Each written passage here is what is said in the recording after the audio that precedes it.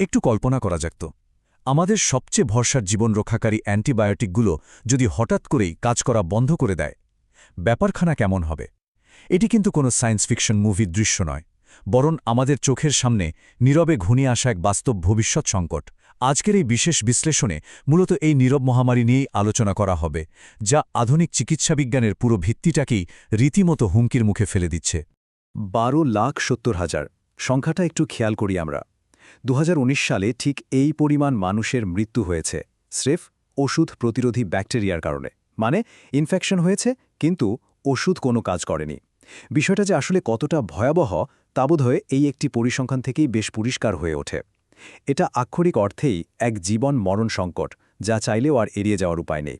তো আজকের এই বিশ্লেষণে আমরা মূলত 5টি বিষয় নিয়ে কথা বলবো। প্রথমে জানব এএমআর আসলে কি, এরপর এই সংকটটা দিন দিন কেন এত বাড়ছে, স্বাস্থ্য ও বিশ্ব অর্থনীতিতে এর প্রভাব কতটা গভীরে, জিডিপি লস ও দারিদ্র্যের সাথে এর কি সম্পর্ক এবং সবশেষে জানব ওয়ান হেলথ নামের দারুণ একটা সমাধানের কথা। চলুন একদম প্রথম বিষয়টা দিয়ে শুরু করা যাক। এএমআর বা অ্যান্টিবায়োটিক রেজিস্ট্যান্স জিনিসটা আসলে কি?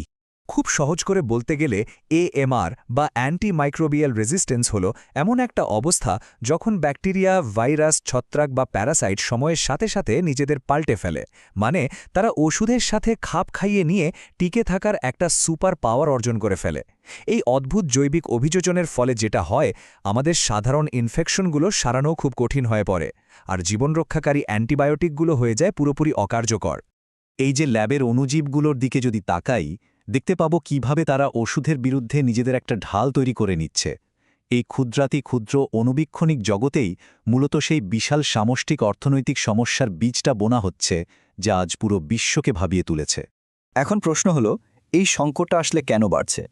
চলুন দ্বিতীয় সেকশনে সেটাই একটু দেখে নিই। পরিসংখ্যানগুলো পাশাপাশি রাখলে সংকটের মূল কারণটা একদম দিনের আলোর মতো পরিষ্কার হয়ে যায়। একদিকে দেখুন 2016 থেকে 2023 সালের মধ্যে মানুষের অ্যান্টিবায়োটিক ব্যবহারের হার 16.3% বেড়ে গেছে, যার একটা বড় অংশই হচ্ছে ডাক্তারের পরামর্শ ছাড়া মুড়িমুড়কির মতো ওষুধ খাওয়া। আর অন্যদিকে শুনলে হয়তো অবাক লাগতে পারে, বিশ্বের মোট অ্যান্টিমাইক্রোবিয়াল ব্যবহারের প্রায় 70% ব্যবহৃত হচ্ছে প্রাণীদের ওপর, বিশেষ করে কৃষিক্ষেত্রে। এই যে দুই দিক থেকে ওষুধের চরম অপব্যবহার হচ্ছে, এটাই মূলত রেজিস্ট্যান্সের প্রধান জ্বালানি হিসেবে কাজ করছে। তবে শুধু যে ওষুধের অপব্যবহারই এর জন্য দায়ী তা কিন্তু নয়। অনুন্নত স্যানিটেশন ব্যবস্থা, টিকার অভাব, এমনকি মাটি ও পানির মাধ্যমে এসব সুপারবাগ বা জীবাণুর বিস্তারও এএমআর বাড়ার পেছনে বড় ভূমিকা রাখছে।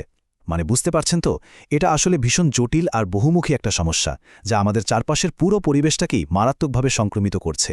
এবার আসি আমাদের তৃতীয় পয়েন্টে, স্বাস্থ্য এবং বিশ্ব অর্থনীতিতে এই সংকটের প্রভাব আসলে কতটুকু। $23 ট্রিলিয়ন, অঙ্কটা অবিশ্বাস্য মনে হতে পারে, কিন্তু বিশ্বব্যাংকের তথ্য বলছে 2050 সালের মধ্যে বিশ্ব বাণিজ্যে ঠিক এই পরিমাণ ক্ষতির একটা বিশাল আশঙ্কা রয়েছে। কেন? কারণ মানুষ অসুস্থ হলে শ্রমিকের উৎপাদনশীলতা কমে যাবে, আর গবাদি পশু বাণিজ্যেও ঘটবে ব্যাপক ব্যাঘাত, যার চূড়ান্ত ফল হিসাবে এই বিশাল অঙ্কের অর্থনৈতিক ক্ষতির ধাক্কা সামলাতে হবে পুরো বিশ্বকে। বিশ্বব্যাংকের এই দুটো ভিন্ন চিত্র একটু তুলনা করলে বিষয়টা ক্লিয়ার হবে। যদি আমরা এখনই কার্যকর কোনো নীতি গ্রহণ করতে পারি, তবে লো এএমআর পরিস্থিতিতে 2050 সাল নাগাদ বৈশ্বিক জিডিপি ক্ষতি হবে 1.1%। কিন্তু যদি এই নীতিগুলো ফেল করে, তাহলে হাই এএমআর পরিস্থিতিতে সেই ক্ষতি গিয়ে দাঁড়াবে 3.8%। আর এর সাথে অতিরিক্ত চিকিৎসা ব্যয় যোগ হবে আরও $1.2 ট্রিলিয়ন। তার মানে ভবিষ্যতের এই বিপুল অর্থনৈতিক ক্ষতি আমরা এড়াতে পারব কিনা তা পুরোপুরি নির্ভর করছে আজ আমরা কি সিদ্ধান্ত নিচ্ছি তার উপর। আমাদের আলোচনার চতুর্থ সেকশনে থাকছে জিডিপির ক্ষতি এবং চরম দারিদ্র্যের সাথে এই সংকটের সম্পর্ক। একটু ভাবুন, $85 ট্রিলিয়ন। যদি এই নীরব মহামারী এখনই শক্ত হাতে রোধ করা না যায়, তবে সংকট আরও ঘনীভূত হবে। আর এর ফলে 2015 থেকে 2050 সালের মধ্যে আমাদের এই বিশ্বকে সম্মিলিতভাবে $85 ট্রিলিয়ন এক বিশাল জিডিপি ক্ষতির মুখোমুখি হতে হবে। এটা কিন্তু চারটিখানি কথা নয়।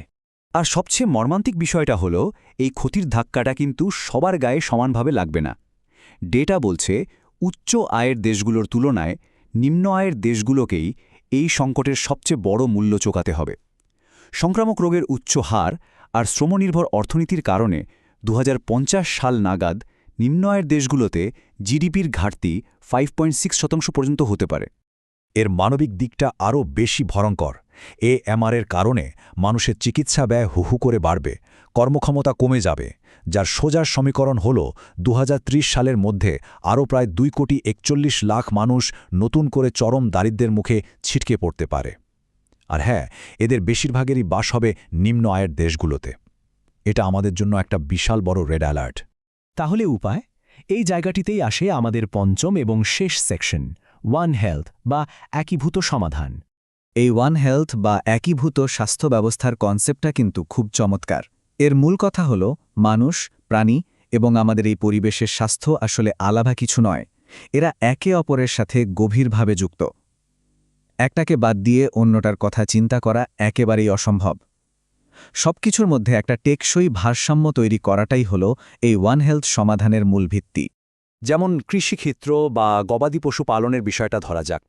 এখানে অ্যান্টিমাইক্রোবিয়ালের যথেচ্ছ ব্যবহার কমানোটা ভীষণ জরুরি। মানুষের চিকিৎসা ব্যবস্থাকে রক্ষা করতে হলে আর একই সাথে কৃষিভিত্তিক জীবিকাগুলো টিকিয়ে রাখতে হলে পশু চিকিৎসায় এসব ওষুধের পরিমিত এবং একদম সতর্ক ব্যবহার নিশ্চিত করা ছাড়া আমাদের সামনে কিন্তু আর কোনোই বিকল্প নেই। আর এই ওয়ান হেলথ কৌশলের প্রথম ধাপটাই হচ্ছে সাধারণ মানুষের মাঝে সচেতনতা তৈরি করা। এর পাশাপাশি জাতীয় পর্যায়ে শক্তিশালী নজরদারি বা সার্ভেলেন্স ব্যবস্থা গড়ে তোলাটা খুব জরুরি, যাতে কোথায় কিভাবে ওষুধের ব্যবহার হচ্ছে আর রেজিস্ট্যান্সের গতি প্রকৃতি বা কেমন সেটা আমরা খুব নিখুঁতভাবে মনিটর করতে পারি। সমাধানের পরের ধাপগুলোও কম গুরুত্বপূর্ণ নয়। এর মানে হল সুশাসন নিশ্চিত করা, পশু চিকিৎসকদের দক্ষতা আরও বাড়ানো, সঠিক আইন প্রণয়ন করা এবং সবচেয়ে বড় কথা, অ্যান্টিমাইক্রোবিয়াল উৎপাদন ও ব্যবহারের ক্ষেত্রে আন্তর্জাতিক যেসব মানদণ্ড আছে সেগুলো অক্ষরে অক্ষরে মেনে চলা।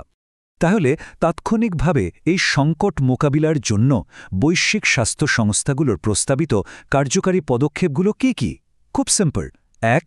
বহুমাত্রিক ওয়ান হেলথ নীতি গ্রহণ করা। 2. কৃষিক্ষেত্রে অ্যান্টিমাইক্রোবিয়ালের ব্যবহার অন্তত 30% কমিয়ে আনা। এবং 3. ডেটা সার্ভিল্যান্সে পর্যাপ্ত বিনিয়োগ করা। মনে রাখতে হবে, এগুলো এখন আর শুধু কোনো পলিসি পেপারের সুপারিশ নয়, বরং সময়ের সবচেয়ে বড় দাবি। এই প্রসঙ্গে বিশ্বব্যাংকের চমৎকার একটা উক্তি দিয়ে আজকের পুরো আলোচনার সারমর্ম টানা যায়। তারা বলেছে, এএমআর হল নীরবই ঘনিয়ে আসা এক ভবিষ্যৎ সংকট।